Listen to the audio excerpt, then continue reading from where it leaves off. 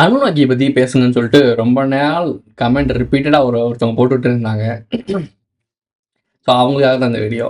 வேற யாருமே ரிப்பீட்டடா கேட்கல. பட் அந்த ஒரு பெர்சன் மட்டும் அடிக்கடி கேட்டுட்டே இருந்தாங்க. எல்லா வீடியோஸ் கீழயும் அனுநாயகி பத்தி பேசுங்க, அனுநாயகி பத்தி பேசுங்க, சுனாமி பத்தி பேசுங்கன்னு சொல்லிட்டே இருந்தாங்க. அதிகமா வந்த கமெண்ட்ஸ், அதிகமா ரிப்பீட்டடா கேட்கப்பட்ட கமெண்ட்ஸ் அனுநாயகி தான். ஸோ அந்த அனுநாயகி பத்தி பேசி தான் ஆகணும். நாம நிறைய பேசியிருக்க வேண்டியது, பட் நிறைய முக்கியமான விஷயங்கள்லாம் இருக்கனால, இது ஒரு ஆல்ரெடி நம்ம சொல்லப்பட்ட விஷயங்கள் தான். அத வேற ஒருத்தர் அந்த மாவு நான் சொன்ன கதைல மாவு கதை. அந்த மாவு வாங்கி இடியாப்பம் போட்டுருக்காப்ல. அத திருப்பி எடுத்து நம்ம ஒரு இட்லி கடை போட போறோம். பேசிக் இட்லி கடை தான். ஸோ அந்த ஆயா சுட்ட இட்லி கடையில என்ன இட்லி இருந்துச்சு? இட்லி வெந்துச்சா வேகலையா? அப்படின்றத அந்த வீடியோல பார்க்க போறோம். வாங்க வீடியோக்குள்ள போலாம். இட்லி கடை போட்டு பொழைக்கலாம். பிக் பேங் போகன்னு சொல்லிட்டு ஒரு சேனல்ல போட்டிருக்காங்க. அனுநாக்கினா என்ன ஏது அப்படின்ற மாதிரி நிறைய விஷயங்கள் பேசி, அனுநாக்கி அப்படி செஞ்சாங்களா? தங்கத்துக்காக வந்தாங்களாம். மனிதர்கள் படைச்சது அவங்க தானா? படைச்சதுக்கான காரணம் இது கோல்டுக்காகவா? கோல்டு எடுத்து அவங்களுடைய பிளானட்டை ஏதோ ஒரு சேவ் பண்றதுக்காக, அவங்களுடைய பிளானட்டை சேவ் பண்றதுக்கு கோல்டு தேவைப்படுது. அவங்க நாட்டுல கோல்டு இல்ல. ஐ மீன் அவங்க கிரகத்துல கோல்டு இல்ல. ஸோ அப்போ பூமியில அந்த கோல்டு இருக்கு. இப்போ கோல்டு எடுக்கணும்னா ஒரு இனத்தை உருவாக்கணும். அப்ப அந்த இனத்தை உருவாக்குறதுக்காக மனிதர்களை படைச்சாங்க. மனிதர்களை படைச்சு நாகரிகத்தை உருவாச்சு அவங்கள வச்சு மைனிங் பண்ணி அம்புட்டையும் ஆட்டையை போட்டாங்க. ஆட்டையை போட்டு திருப்பி அவங்க கிரகத்துக்கு போனாங்க. அந்த மக்கள் மிச்சமான மக்கள் தான் இப்ப இருக்க நவீன மனிதர்கள் அப்படின்னு சொல்லி முடிக்கிறாரு 3 பார்ட்ல. 2வது பார்ட் வரைக்கும் முடிக்கிறாப்புல. 3வது பார்ட்ல மொத்தமா இதெல்லாம் உருட்டு அதாவது மிகப்பெரிய உருட்டு, இதெல்லாம் பொய், பிராடு கதை அப்படின்னு சொல்லிட்டு உருட்டி விட்டுருக்காப்புல. அதுக்கு அது உருட்டுன்னு சொல்றதுக்காகவே அங்க இருக்க தமிழ் பேருக்கு ஒத்த ஊர்கள் பேர்லாம் இருக்குல்ல. ஸோ அந்த ஊர்கள் பேர்லாம் எடுத்து அலசி ஆராய்ஞ்சு அதுக்கு ஏத்த மாதிரி இவர் பொய்களை உருட்டி விட்டு அதை மக்கள் நம்ப வைக்க ட்ரை பண்றாப்புல. கண்ணு முன்னாடியே இப்போ ஏமாத்தி காட்டி, பார்த்தீங்களா இப்படிதான் நீங்க ஏமாந்தீங்கன்னு சொல்றான். உண்மையிலே இருக்கக்கூடிய பெயர்கள், தமிழ் பெயர்களோட ஒத்தது ஒரிசா பாலுன்னு ஒருத்தர் ஆராய்ச்சியாளர். உன்னை மாதிரி யூடியூபர் கிடையாது, ஆராய்ச்சியாளர். உலகம் முழுக்க இருக்கக்கூடிய எல்லா நாடுகளிலும் இருக்கக்கூடிய பெயர்கள், அங்க இருக்க மொழிகள் எல்லாமே தமிழோட ஒத்து இருக்கு. தமிழ்ல இருந்து தான் பிரிஞ்சிருக்குன்னு ப்ரூவ் பண்ணியிருக்காரு தலைவரே, ப்ரூவ் பண்ணியிருக்காரு.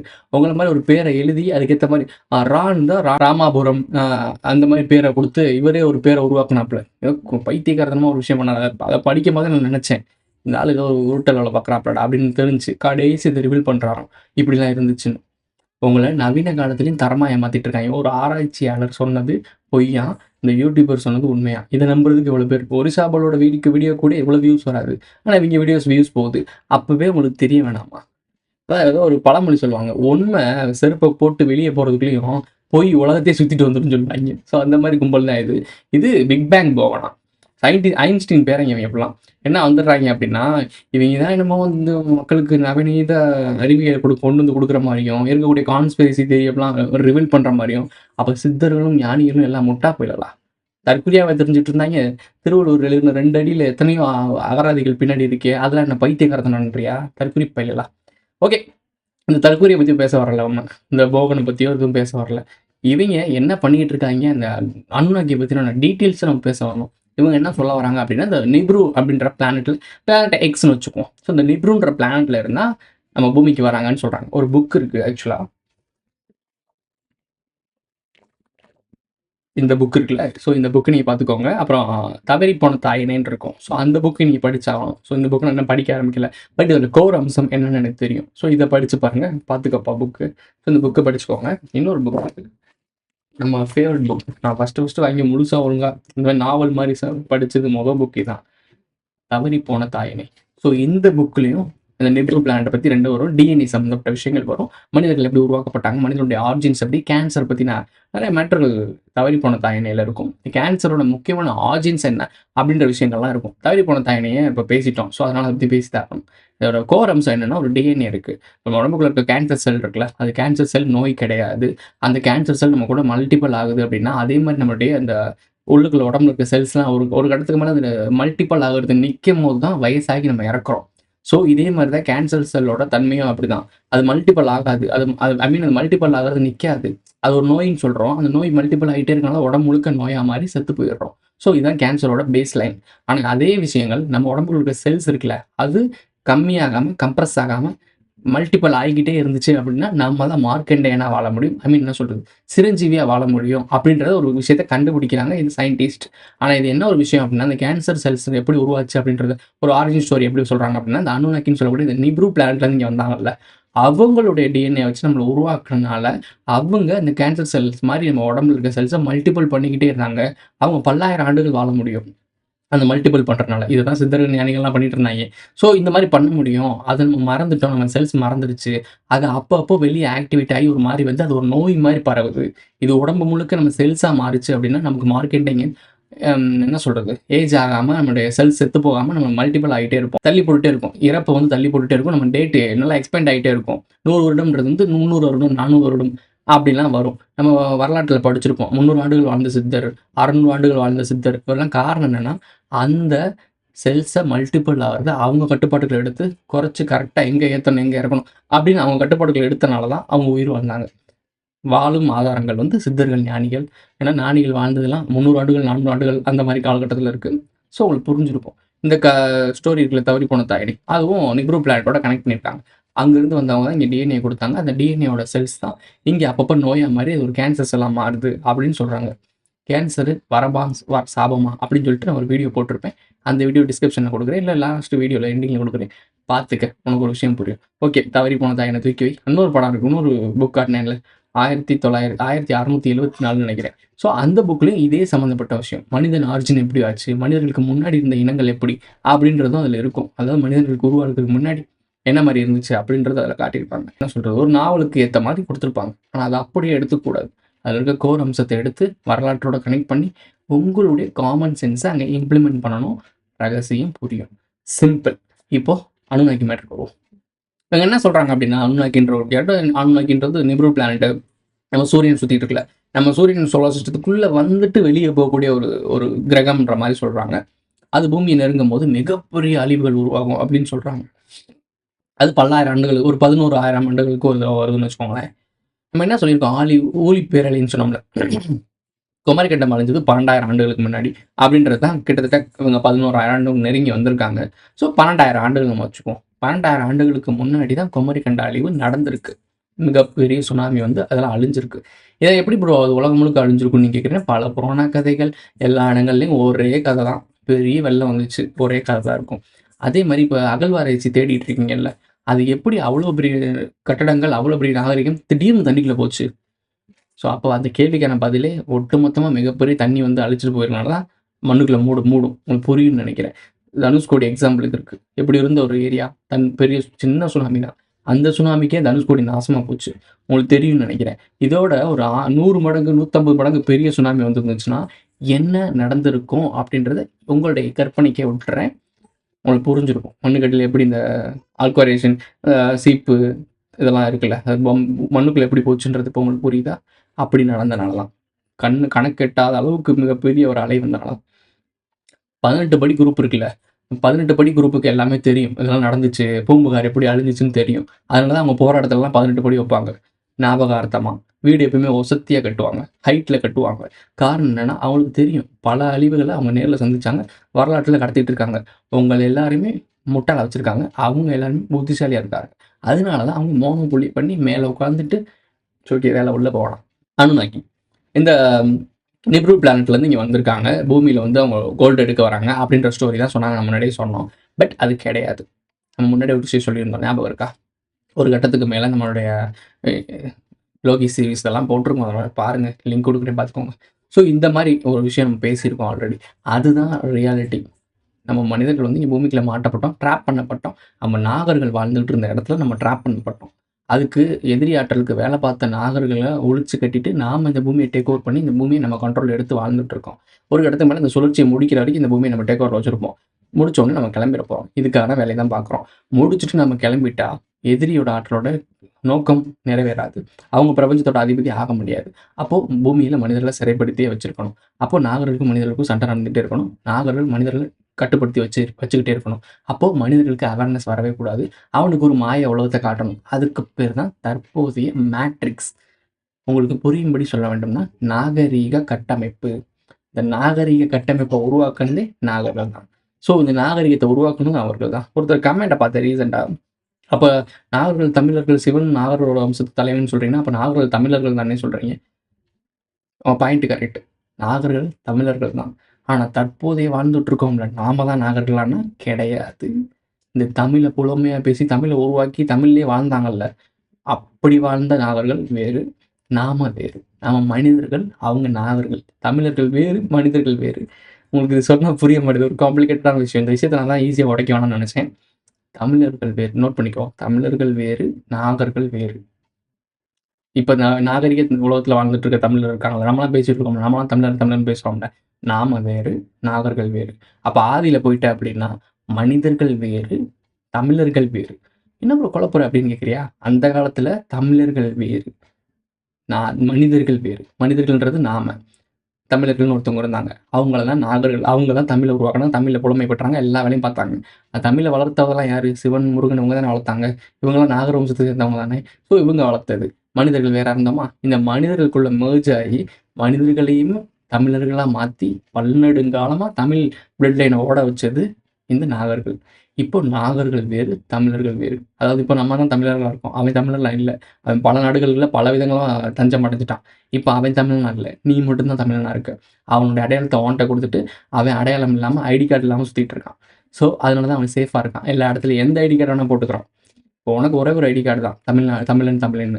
ஸோ, இப்ப அவனுடைய ஒரு ஒரு ஒரு பிளானே இப்ப அவனுக்கு எதிரா நிக்குது. இந்த நிலத்துல தமிழ்ன்னு சொல்லி நம்மள இந்த நிலத்த பாதுகாக்க வச்சாய்ங்க. நம்ம எல்லா இடத்துலயும் இந்த தமிழ்நாட்ட காப்பாத்திட்டே இருந்தோம். இப்போ அவனே திருப்பி வீட்டுக்கு வரப்போறான். ஆக்சுவலா அவன் தான் தமிழன். அவன் தான் இந்த வீடு. அவய்ங்க வேற ட்ரை பண்றான். ஆனா நீங்க இது எங்க வேணும்னு நினைச்சுக்கிட்டு அவங்கள விரட்டுறீங்க.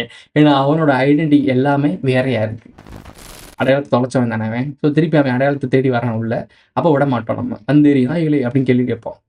நான் சொல்றது தெலுங்கு, கன்னடா அவங்களும் இல்ல. வெளிய இருந்து வரக்கூடிய சக்திய. இப்போ வந்தேரின்னு கேட்கிறோம். இது ரொம்ப காம்ப்ளிகேட்டடான விஷயம். இது இது இது வந்து இப்போதைக்கு இந்த வீடியோல பேச வேணாம். ஓகே. இந்த நிலத்த பிடிக்கணும்னு நினைக்கிறது தான் இந்த விஷயம். இந்த பஞ்சாயத்துலாம் போயிட்டுருக்கு. இந்த அனுநாக்கின்ற கேரக்டர வேணும்னே உருவாக்கி, ஒரு டம்மி கதைய உருவாக்கி, இந்த சிவிலைசேஷன் உருவானதுக்கான காரணமே அவங்க தான். ஏலியன்ஸ் தான் வந்து உருவாக்குனாங்க.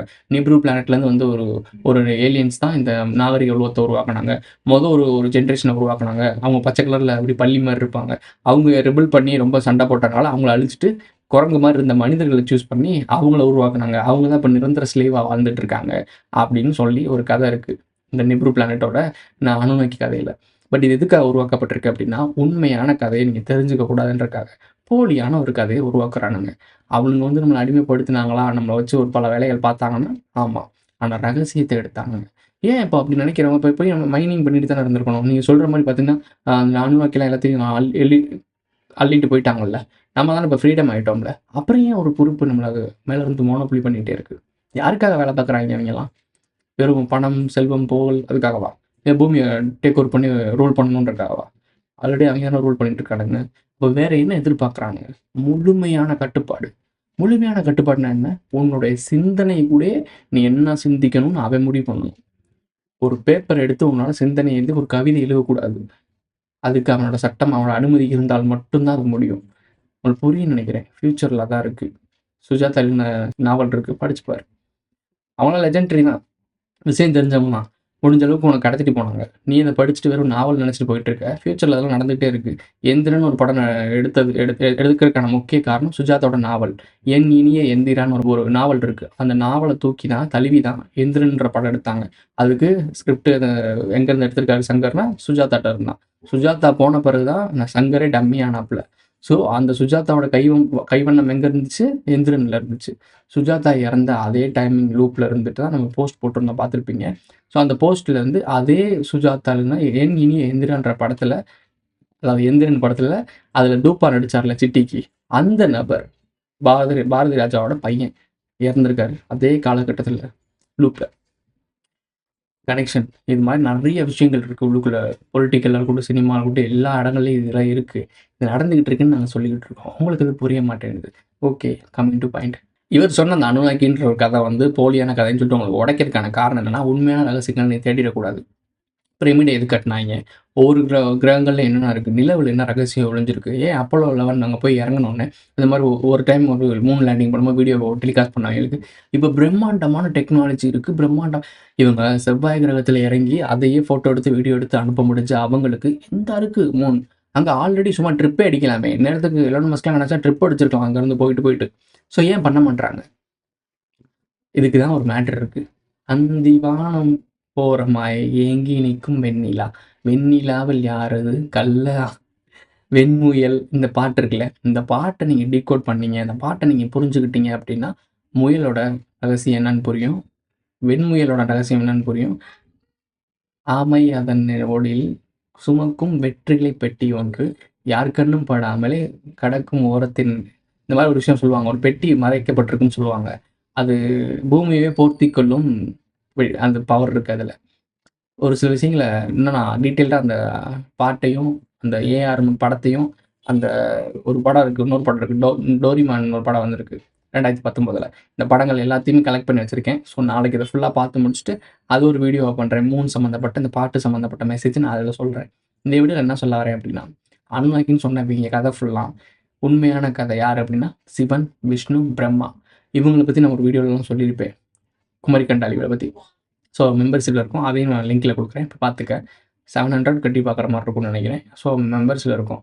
இல்ல 1900 நெனைக்கிறேன். ஸோ அதில போட்டிருப்பேன். எதுலன்னு தெரியல. லிங்க் நான் கீழ குடுக்குறேன் பார்த்துக்கங்க. ஸோ அந்த சிவன், விஷ்ணு, பிரம்மா தான் இங்க சொல்லக்கூடிய நீங்க சொல்லக்கூடிய அனுநக்கின்ற கேரக்டர். ஒவ்வொரு காலகட்டத்திலயும் ஒவ்வொரு சிவிலைசேஷன் வேற வேற பேர்ல குடுத்தாங்க. அந்த 3 பேரையும் உருவாக்குன ஒரு தேவி இருக்காங்க. அது நம்ம புராணங்கள்ல இருக்கு. இந்த 3 தேவர்களுக்கும் ஒரு தேவி இருக்காங்க. அந்த தேவிக்கு ஒரு சுப்ரீம் காட் இருக்கு. அந்த சுப்ரீம் காட் தான் நம்ம எதிரின்னு சொல்லிட்டு இருக்கோம். சிம்பிள். இதான் மேட்ரு. இன்னும் நெறைய விஷயங்கள் இருக்கு. அப்புறம் வேதங்கள பத்தி நெறைய விஷயங்கள் நம்ம கேதர் பண்ணியிருக்கோம். வேதங்கள வந்து நம்ம வேதங்கள் என்னென்னமோ படிச்சுட்டு இருக்கோம். யூனிவர்ஸோட 5 லாக்கள். ப்ரோ 4 வேதம் தானே. 4 லா கண்டுபிடிச்சிருக்கோம். 5வது லா என்னன்னா டார்க் எனர்ஜி. ஒவ்வொன்னும் ஒவ்வொரு லாலயும் ஒவ்வொரு விஷயங்கள் பௌதிக விஷயங்கள் விதிப்படி இருக்கு. அது மாரி 5வது வேதம்னு சொல்லக்கூடிய அந்த லாங்குவேஜ் அந்த 5ஆம் வேதத்தில கடைசி அந்த ரோபோ படிக்க முடியாத ஒரு விஷயத்த இந்த லாங்குவேஜ படிக்கணும்னா இந்த விஷயம் எனக்கு தெரிஞ்சிருக்கும்னு சொல்லி சண்ட போடும். அது அடுத்த எபிசோட் வரும்போது இந்த விஷயம் புரிஞ்சிரும். ஸோ அதில ஸ்கிரிப்ட் அழிக்கப்பட்டிருக்கும். அதாவது இந்த குட்டுக்குள்ள மனிதர்கள் இருப்பாங்கல்ல, அவங்க வந்து அழிச்சிருவாங்க. அந்த 5ஆம் வேதத்த படிக்கிறதுக்கான சீக்ரெட்ட அழிச்சிருவாங்க. அதே மாரி தான் 5ஆம் வேதம் மறைக்கப்பட்டிருக்கு. இருள் பயிற்சி தான் அந்த 5ஆம் வேதம். இது போல தான் சொல்ல முடியும். டார்க் மெடிடேஷன் யார் உள்ள டீப்பா போறீங்களோ, 5ஆம் வேதம்னா என்னன்னு புரிய ஆரம்பிச்சுரும். இத அவங்களால புரிஞ்சுக்க முடியாது. அவங்களால எடுக்க முடியாது. ஏன்னா மரபணு ஒத்து வராது.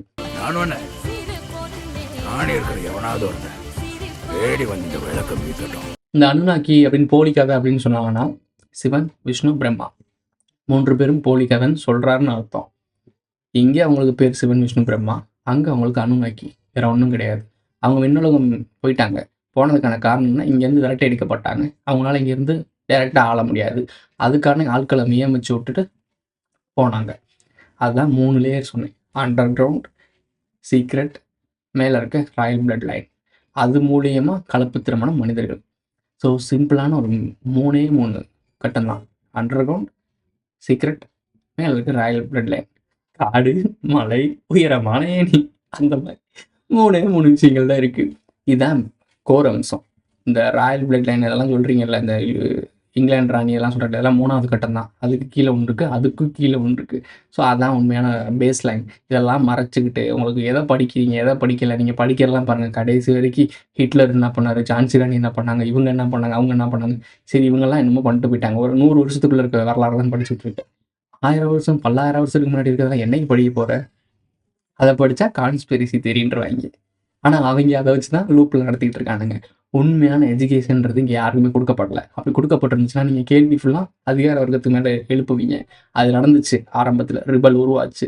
அது நடந்துறக்கூடாதுன்றக்காக தான் உங்களுக்கு இதுதான் உலகம்னு சொல்லி ஒரு மேட்ரிக்ஸ் உலகத்த நாகரீக கட்டமைப்பா உருவாக்கி குடுத்துருக்கானுங்க.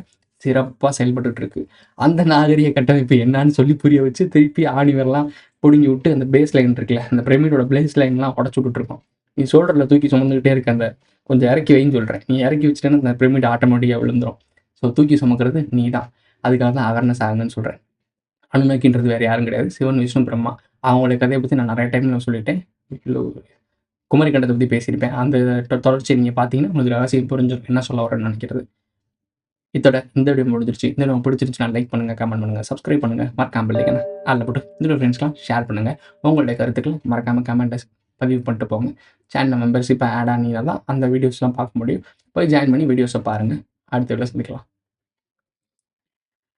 ரகசியம் தெரிஞ்சுக்கணும்னா, ரகசியத்த தேடி வரணும். ஒரு சில விஷயங்கள செலவு பண்ணா தான் தெரிஞ்சுக்க முடியும் அப்டின்னா, செலவு பண்ணி தான் பார்க்கணும். நான் டயத்த செலவு பண்ணேன். ஐ மீன் இயர்ஸ செலவு பண்ணியிருக்கேன். நீங்க அட்லீஸ்ட் ஒரு 700, 200, 2000 இது செலவு பண்றதுக்கு யோசிச்சீங்க அப்டின்னா, நீங்க இந்த மேட்ரிக்ஸ்குள்ளேயே வாழ்றது தான் நல்லதுன்னு நெனைக்கிறேன்.